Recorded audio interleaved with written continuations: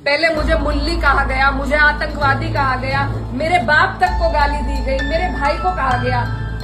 पिता की तरह कभी कभी खनक आती है आवाज में, तो मैं वो बात बदल नहीं सकती। मेरे खून में शामिल है, बिरादरी भी खून में शामिल है। निकाल लो, आप निकाल लो मेरा खून। तो मुझे बहुत तकलीफ हुई, शर्म आई मुझे कि मेरे अपने, मेरे मामा है, नाना है, भाई हैं, आज उनके बीच में ऐसी बात हो रही। मंदिर का इस तरीके से मंदिर को खंडित करना, किसी भी आस्था की जगह को खंडित करना, ये कहीं भी बर्दाश्त के काबिल नहीं है। और इसकी जितने कड़े शब्दों में हो हम निंदा करते हैं। और जो भी कोई इसका मुजरिम है, जो चले गए, ना उनका कोई हिमायती है, ना कभी किसी ने उनकी हिमायत में फोन किया। और भी कोई अगर आपको इसमें लगते हैं तो उनको भी कड़ी से कड़ी सजा मिलनी चाहिए। मेरी ये आप लोगों से बस इतनी विनती है कि यहाँ पर पूरा गांव है हमारा, हमारे पक्ष के लोग भी हैं, विपक्ष के लोग भी हैं। एक तरीका होता है आलोचना करने का, एक तरीका होता है विरोध करने का, और विरोध से किसी को आपत्ति नहीं है। लेकिन जिस तरीके की भाषा का उपयोग किया गया, जो चीजें कही गई धर्म के ऊपर, बिरादरी के ऊपर, महिलाओं के चरित्र के ऊपर, क्या हम पूरे देश में ये संदेश देंगे कि ऐसा हमारा समाज है, ऐसा हमारा इलाका है? ये मेरा आप लोगों से सवाल है। मैं जब चुनाव जीती थी तो मैं इतनी खुश थी, इसलिए नहीं कि मैं जीती, इसलिए कि मुझे सर्व समाज ने, सर्व धर्म ने, सर्व जाति के लोगों ने मुझे अपना वोट दिया था। मेरे लिए उससे बड़ी उपलब्धि जीत की नहीं थी। और हर जगह आप देखेंगे, अगर मैंने कई कई बार ये बात कही कि मेरे लिए सबसे बड़ी उपलब्धि ये है कि मुझे सबने वोट दिया, सबने अपना आशीर्वाद दिया, अपनी बेटी माना, अपनी बहन माना, और आप सभी मेरी हिम्मत हो। आज अगर इस तरीके की बातें हमारे क्षेत्र से उठेंगी तो मुझे बहुत तकलीफ हुई, शर्म आई मुझे कि मेरे अपने, जो मेरे मामा है, नाना है, भाई हैं, आज उनके बीच में ऐसी बात हो रही। और ये सिर्फ मुझे गाली नहीं है, मेरे इलाके की, मेरे समाज की, मेरे इस इलाके की जितनी भी बेटियां हैं, जो मुझे ये आके कहती थी कि दीदी हम भी आपकी तरह आगे बढ़ेंगे, हम भी आगे निकलेंगे, उन सब के कदम इससे डगमगाएंगे। और मुझे ये बात बर्दाश्त नहीं। मेरे पे तरह तरह के सवाल उठाए जा रहे हैं। मैंने कभी धर्म की राजनीति नहीं करी, कभी जात बिरादरी की भी नहीं राजनीति करी। मेरे लिए सब मेरे अपने हैं। जहां जिसे मेरी जिस वक्त समस्या होगी, जिस वक्त मेरी जरूरत होगी, मैं वहां पहुंचूंगी। मेरा परिवार बहुत सालों से, लंबे अरसे से राजनीति में है, आप लोगों के आशीर्वाद से। और हमारे वहां पर बाबूजी हुकुम सिंह जी का परिवार और हमारा परिवार लगातार राजनीति में रहा। कभी वो जीते, कभी हम जीते। लेकिन मैं आज उन्हें नमन करते हुए आपको ये बताना चाहती हूँ, कभी ऐसा नहीं हुआ कि किसी ने किसी पर व्यक्तिगत टिप्पणी करी हो, किसी ने किसी को इस तरीके की ओछी बातें कही हो। तो वो एक राजनीति का स्तर था। और आज जो राजनीति का स्तर हम लेके आ रहे हैं, मेरे काम हो सकता है लोगों को पसंद ना हो, बिल्कुल 5 साल बाद मुझे आपके बीच में आना है। मैं किसी आपकी कसौटी पे खरी नहीं उतरी, मैं वोट मांगने की भी हकदार नहीं, और आपको देना भी नहीं चाहिए। लेकिन अगर कोई आपके इलाके से कोई लड़की अगर हौसला कर रही है, आगे बढ़ रही है, तो क्या उसे गालियां मिलनी चाहिए? क्या मैं आपके समाज की बेटी नहीं हूं? ऐसी ऐसी बातें रोज देख देख कर कि इन्होंने तो धर्म बदल लिया था, ये तो सब हमारे इतिहास का हिस्सा है। इसका जवाब मैं दे सकती हूँ या कोई और दे सकता है क्या? मुझे किसी ने कहा कि अपने पिता की तरह कभी कभी खनक आती है आवाज में, तो मैं वो बात बदल नहीं सकती।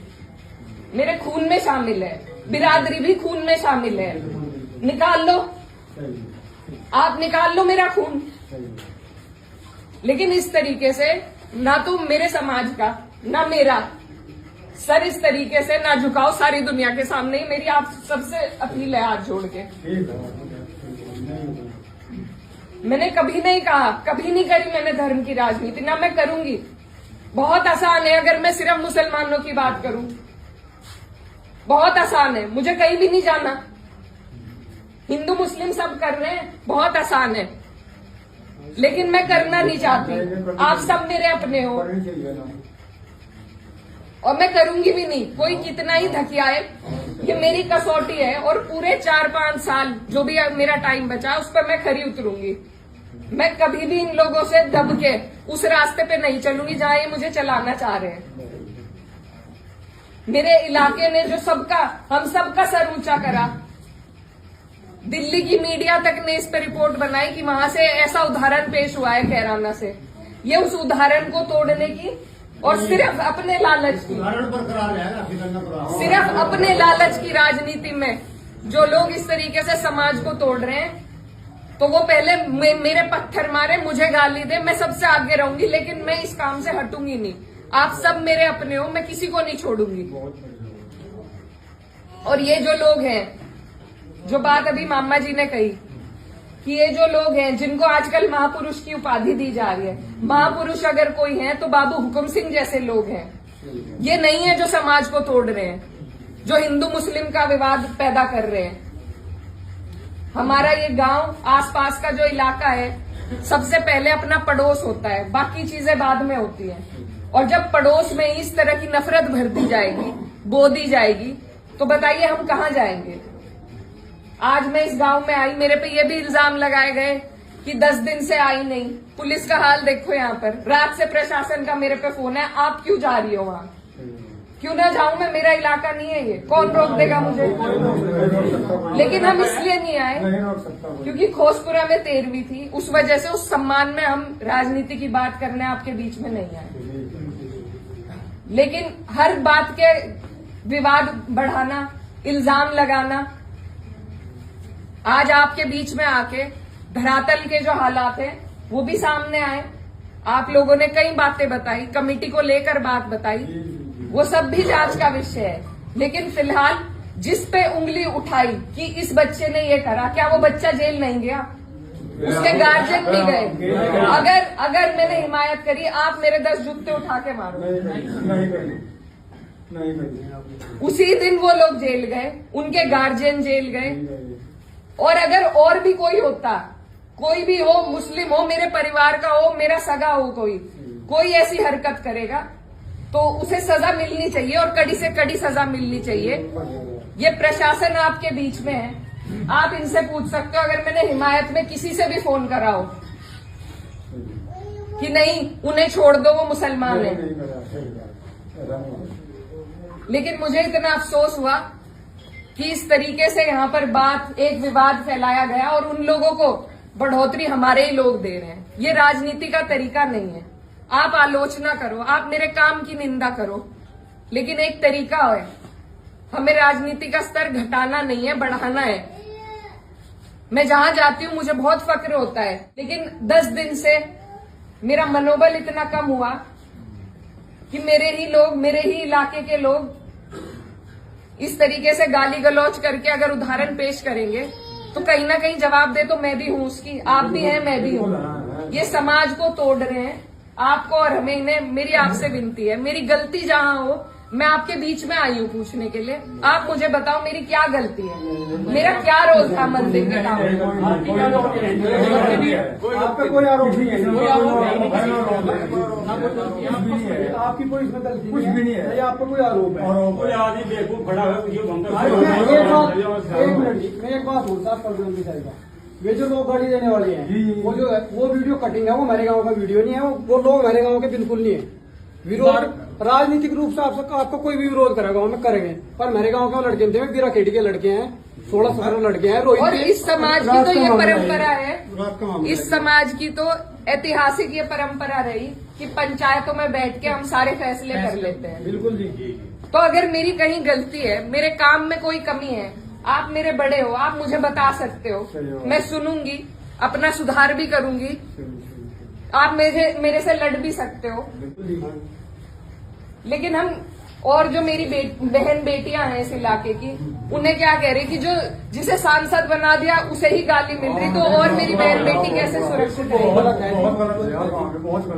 और अभी मामा जी ने एक और बात बताई कि किसी ने कोई टिप्पणी करी किसी और महिला पर, उनकी विचारधारा अलग हो सकती है, वो बीजेपी से हो सकते हैं, लेकिन उन्हें जो भी बातें वो कह रहे हैं सबको सब कहने का अधिकार है। उस व्यक्ति से मुझे कोई, वो तो मेरा है ही नहीं, वो जिस मानसिकता से ये कर रहा है, 1-1.5 साल हो गया जो हार पचाई जा रही है उनसे, नहीं पच रही, लेकिन ये 3-4 साल तो पचानी पड़ेगी, उसके बाद परीक्षा में मैं भी हूँ और वो भी आएंगे।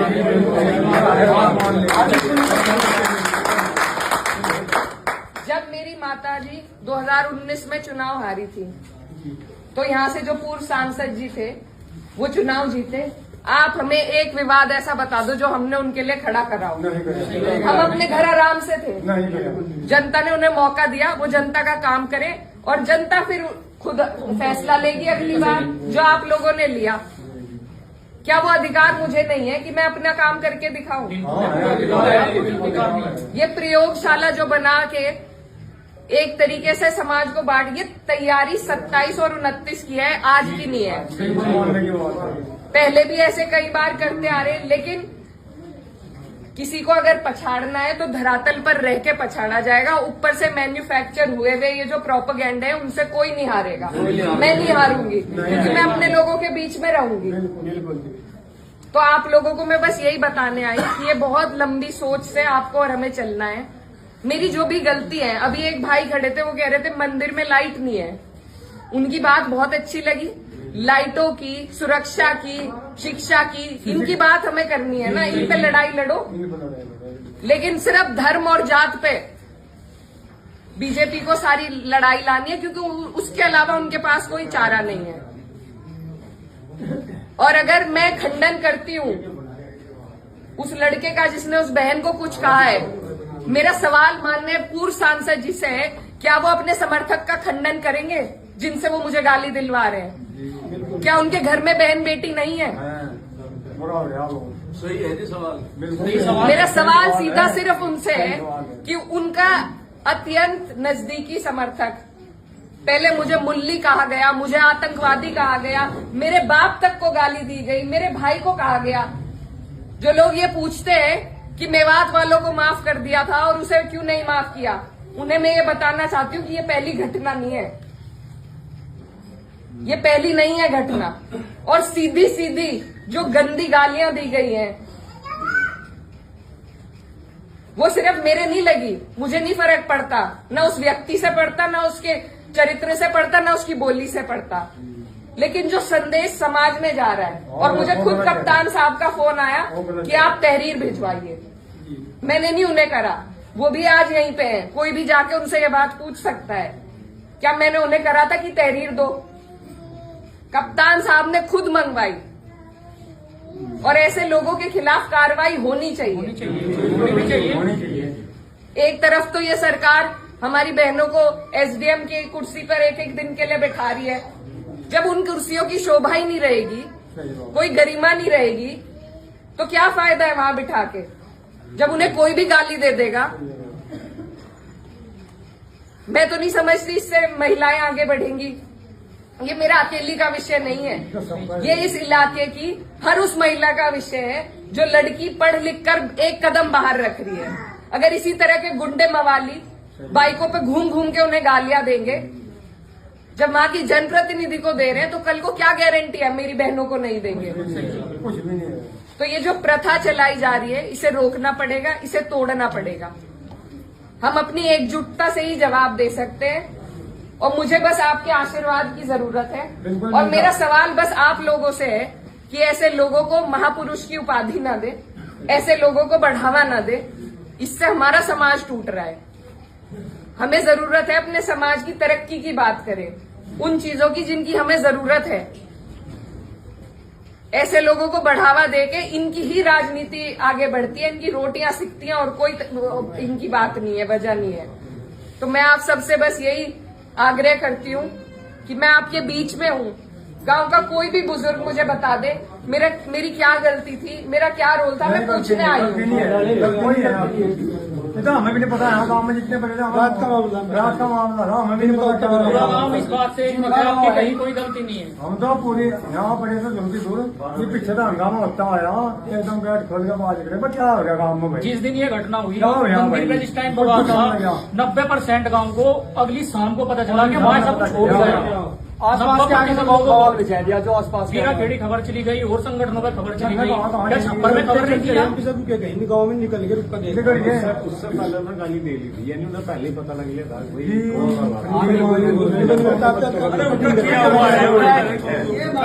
धन्यवाद। और अगर मैं खंडन करती हूँ उस लड़के का जिसने उस बहन को कुछ कहा है, मेरा सवाल माननीय पूर्व सांसद जी से है, क्या वो अपने समर्थक का खंडन करेंगे जिनसे वो मुझे गाली दिलवा रहे हैं? क्या उनके घर में बहन बेटी नहीं है? सही है जी सवाल। मेरा सवाल सीधा सिर्फ उनसे है कि उनका अत्यंत नजदीकी समर्थक, पहले मुझे मुल्ली कहा गया, मुझे आतंकवादी कहा गया, मेरे बाप तक को गाली दी गई, मेरे भाई को कहा गया। जो लोग ये पूछते हैं कि मेवात वालों को माफ कर दिया था और उसे क्यों नहीं माफ किया, उन्हें मैं ये बताना चाहती हूँ कि ये पहली घटना नहीं है, ये पहली नहीं है घटना। और सीधी सीधी जो गंदी गालियां दी गई हैं